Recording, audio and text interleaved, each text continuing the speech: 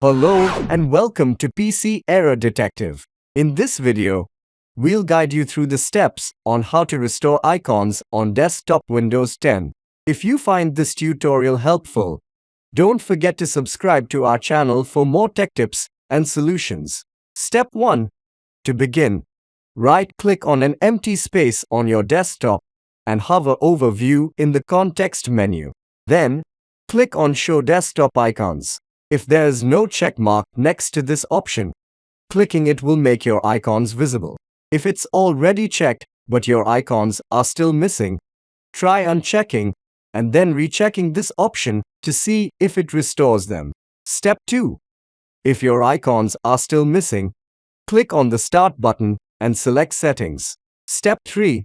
In the Settings window, click on Personalization, then select Themes from the left sidebar. Step 4. In the Related Settings section, click on Desktop Icon Settings. Step 5. In the Desktop Icon Settings window, check the boxes next to the icons you want to display. Click Apply and then OK to save your changes. And that's it.